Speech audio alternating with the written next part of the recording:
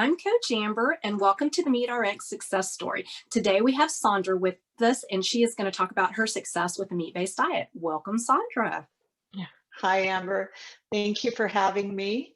I'm really delighted to be called. So, yeah. Awesome. It's really great having you, and I really appreciate you coming on and sharing your story. I think this is so important for people to hear. So again, thank you. Okay, so let's get started. Tell us a little bit about what your life was before you started a meat-based diet. Were you having any health issues? And what was it that made you want to go for carnivore? So I have a very long dietary history. And I started out with asthma as a child and allergies and eczema, all up and down my elbows.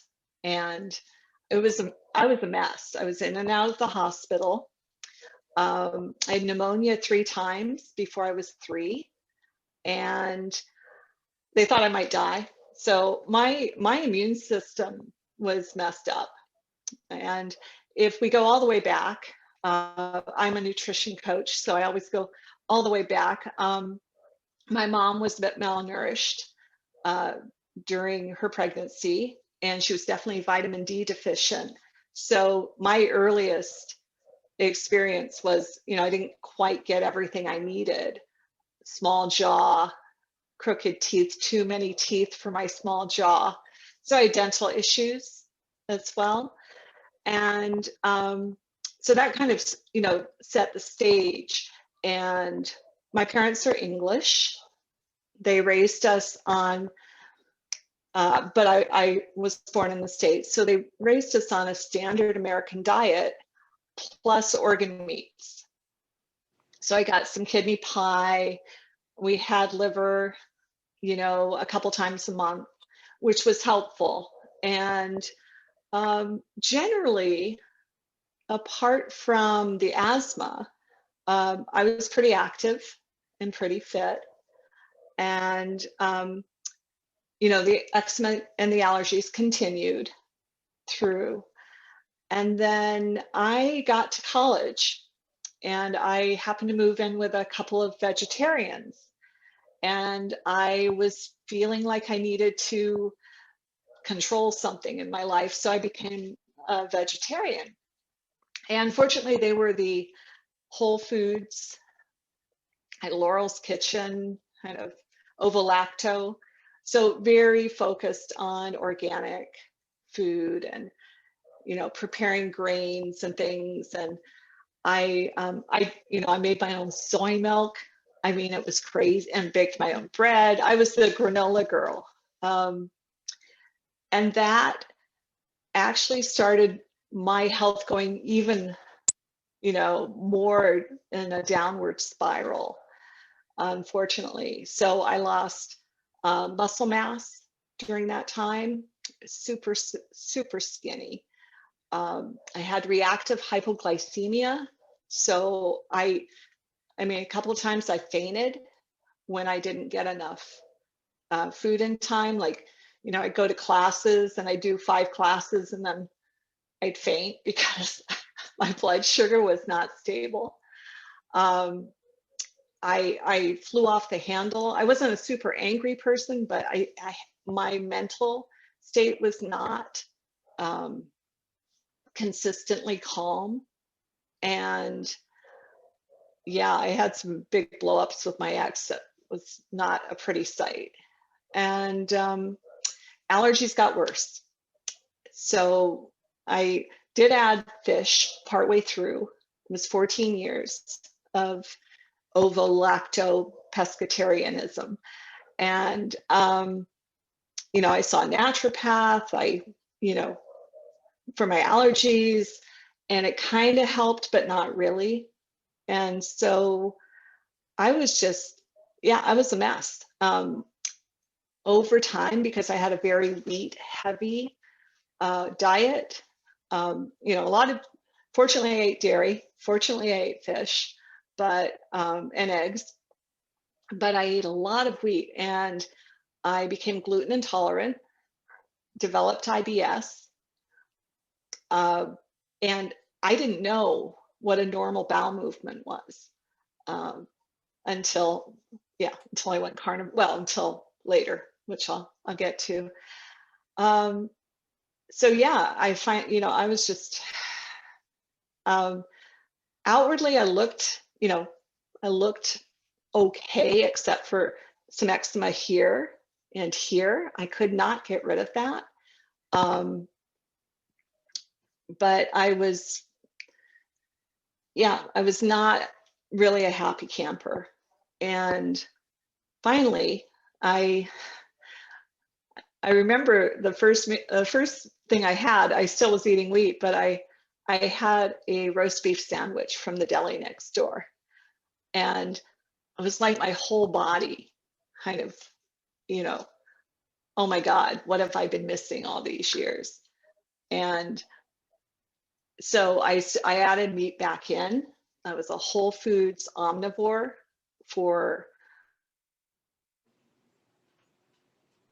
15 years. So um, pretty plant heavy, but still a fair amount of meat. It was all grass-fed, organic. I was, doing everything right. I was doing everything right, but I still had the IBS, and I still had the eczema, and I had seasonal affective disorder, and I got fat. I mean, not fat. For me, it was 20 pounds overweight, and that was from all the yummy sourdough bread I was eating at the time. So something had to change, and I knew I was gluten intolerant. I'd done a test 10 years prior where I cut it out for a week, felt so much better, no IBS symptoms, nothing. I think the eczema didn't start going away at that point. But then I finally decided, okay, I'm going to go grain-free. I think it was the 4-hour work week of all books, his diet. And then that led me to Mark Sasson and the Primal Blueprint. And I got involved in that community. And I went primal, paleo plus dairy. And slowly over that time, I went keto. And in the first 2.5 weeks, 2.5 weeks later, my eczema was gone. My IBS was gone right away, like within days. I lost 15 pounds, and I was still eating at that point. Since again, this is a long progression for me, I was still eating like spinach and green veggies and broccoli, coconut,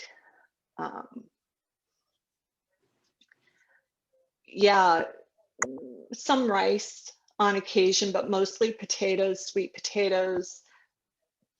I was still and still doing sugar in a huge way. So I felt pretty good, and it was a huge challenge. The eczema, I mean, that was amazing for me to have no eczema anymore.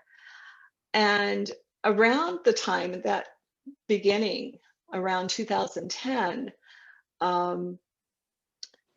I discovered vitamin D, and that's thanks to a naturopath who was treating my husband.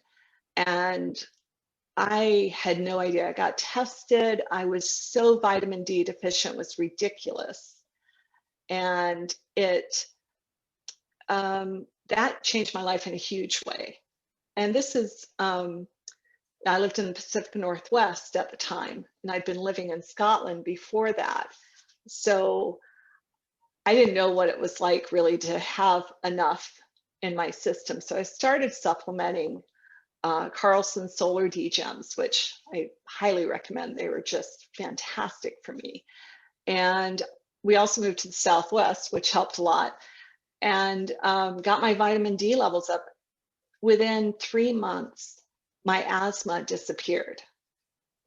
Now, this is pre-carnivore. Okay, this is pre-carnivore, but I was, that was a miracle for me because I'd had lifelong asthma, had gone from, those rescue inhalers to steroidal inhalers. And I really, it was a miracle for me. And I found out later that a lot of other carnivores have experienced their asthma going away when they went full carnivore. So, but it happened for me before I went carnivore. So that was, vitamin D was the key. So as I eased into keto from primal, and I dropped the sweet potatoes and the rice, and I just got my carbs down to about 20 grams. So I wasn't eating much in the way of vegetables at that point. It was just, usually spinach for some reason, and dark chocolate, tea and coffee, and, the odd pickle and lettuce. I get a sandwich with the, the salad fixings instead of bread. But when I dropped the carbs to that point, I lost 5 pounds. I had more sustained energy, and my vision improved. So that was a big deal. And I actually have kept pretty much the same prescription, dropping my sugar, my carbs to that level, the same prescription for the last 10 years. So yeah, that's my journey pre-carnivore. And along that journey, I became a nutrition coach, back in 1999. And when I became a personal trainer and nutrition coach, but I was, again, still kind of in the mainstream paradigm and still plant heavy, maybe not gluten heavy, but grain heavy in my approach. And, but Mark Sisson, I really give him a lot of credit, and I think he's gone carnivore now. So and then I found Dr. Baker and Ken Berry, Paul Saladino, and everybody, because I, as a coach, I, totally dive into, what's the newest science and who's out there talking about it. Yeah, that sounds so familiar. It seems like when people have these great things happen and then they start researching and they find these people who are out there talking about it. That's why these stories are so important. So I'm glad you did kind of stumble across, like I did, and find a way that works for you. So when you first started carnivore, can you kind of give us an idea of what you were eating? And did you have any transitional issues? Sure. So I first got the idea to go carnivore actually from Mark Sisson's forum, the Primal Blueprint forum, which no longer exists, unfortunately. And people were talking about dirty carnivore. And I'm like, what is this? And there was the website, and they were talking about, well, basically carnivore plus a little dark chocolate, tea and coffee, spices, maybe condiments. And I thought, that sounds like a good idea. So I decided to try it, and that's how I started carnivore. I did not start meat and water for 30 days. I just kind of shrunk keto down even further, if that makes sense. And I dropped the spinach. I pretty much dropped everything I didn't like. And And so for the last 5 years, I have been mostly carnivore, with episodes of keto, like when traveling, and it's been a little challenging for me. Occasional family celebrations, like yesterday, I will have, a little bit of carbs, but then my mainstay is carnivore, and my version of carnivore, which for me is like burgers and steaks, lamb and beef, mostly beef, but also lamb. I eat eggs several times a week, not necessarily every day.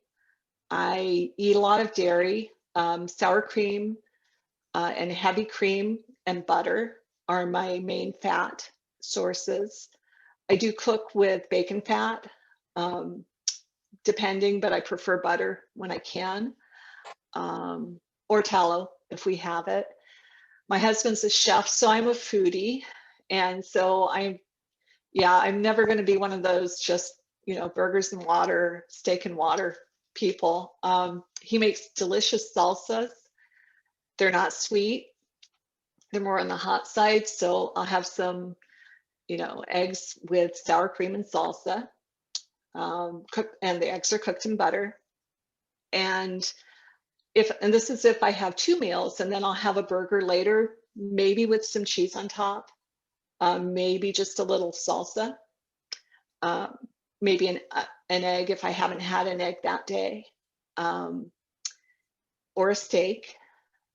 I love steak and brie. That's one of my favorite. And yeah, and then I drink tea. I've cut my oxalates down, and I'll talk more about why. I drink black tea a couple of cups a day, oolong for the rest of the day that has very low caffeine and low oxalates. And then probably once a week, I'll have a cup of coffee. But I did drop the dark chocolate. I started out with the dark chocolate. I dropped that because of oxalates. And yeah, I'm still, if there's an occasional pickle or there's a stray piece of lettuce, I'm not a purist at all. I tolerate it. I don't have any adverse effects. But if I eat too much sweet, like at a family gathering, I really still have to keep my carbs down to 20 if I'm going to cheat, and have like cheesecake yesterday, which my husband made, which is super low sugar, and it's just cream cheese and sour cream and a little bit of sugar. I still have to keep, just a taste, because otherwise I'll go back on a carb rampage, and I can't do that anymore. I'm 57. I didn't say that at the beginning. I'm 57, and I'm through menopause, and carnivore and OMAD are the only ways I can lose weight.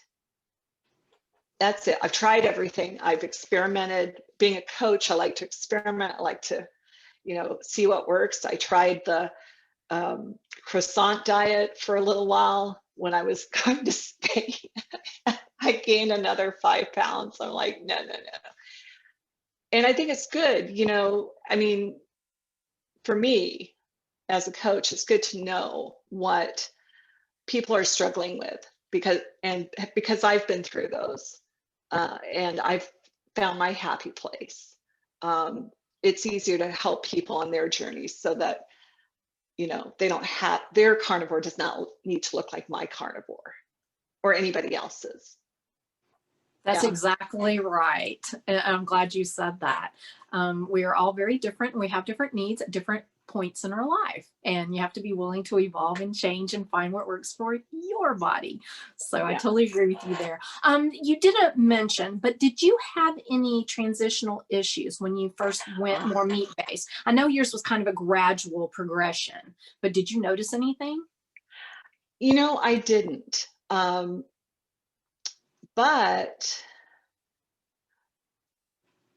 on the physical, I should say, I didn't on the physical. I did notice emotionally a sense of deprivation. So the hardest transition for me was working through the not having the dark chocolate every day. Even though it was only one piece, it's just working through the, carbs on weekends, even though they were again, 20 grams and low, no fiber. It was usually sugar based, like ice cream or something. I can still do that maybe once or twice a year, but I can't do it once or twice a month. So, so transitioning into that place of just, you know what, this is me, this is what works for me. And just because other people can do more carbs, Paul Saladino can do 100 grams of honey. Hallelujah. I wish I were still that active. I'm not. I can't do that. I'm not burning it off. So that was the hardest thing, really, was just the mental, emotional letting go of foods that don't serve me anymore. I totally understand that. And that is probably the number one issue with most people, is that emotional and mental part. So it's real, it happens. So kudos to you for continuing on. Okay, you talked about some of your improvement as you progressed along your journey. Now let's hear about what you noticed after going meat-based. What other types of improvements did you notice? So right away, I drop another 5 pounds. Yeah. And I think it's the mental clarity, really. That's the biggest shift now. I was having some memory issues with menopause earlier on until my hormones kind of balanced out. And that's not a problem now. Also, when I went keto, my hot flashes went away. But when I went carnivore, this is kind of a reverse thing, but they came back, but I was not supplementing magnesium anymore. And now that I live inland and I'm not eating as much seafood as I used to eat a lot, being in the Pacific Northwest on the coast, my magnesium levels got depleted. And my hot flashes came back on carnivore. You don't like to hear that as a success story, but what has shifted them, and I'm still in the process now of shifting them back, because I just started supplementing again about 3 weeks ago, is my hot flashes have decreased hugely. I was having them every half hour. It was pretty, not, they weren't like drenching ones, but it was pretty intense. So I just want to say to people, just, don't give up on going deeper, because meat and water is not going to cut it for everybody. Sometimes you're going to need organ meats. Thank you, Paul Saladino, for espousing that. You're going to need a little supplementation if you're not getting what you need, your particular body needs. And my body needs fish, and I wasn't getting it. So that's really made a difference. Anyway, so the keto plus, I should say the carnivore plus magnesium, no hot flashes for me. And what else here? Oh, so age spots, so dropping the carbs. So I recently, COVID, I started eating some carbs a few months ago for about 4 months. And I noticed my age spots, you can't see them very well in the video, but they started popping up. And that's glycation. And when I was full carnivore, I had no age spots. People kept asking me, what do you do for your skin? I'm like, well, I don't eat any sugar. So that for me is not only a big change, when I'm carnivore, and I'm going to continue that because I'm a little vain. It's also just a good incentive to stay carnivore. It's like, yeah, you don't want age spots. And I think, Dr. Baker's skin is, I noticed it changing from his 3 years ago till now. So I think it's a really good reason. And this is, again, going deeper, oxalates. So the things I was still eating before I tightened up my carnivore So back on keto, I was still eating dark chocolate, spinach, black tea and coffee, all of which are high oxalate foods. And I was having joint pain in both my hips and my knees. And most people say, hey, you know, you're getting older, you're 57, you're postmenopausal, you're supposed to have joint pain. I'm like, no, I'm not.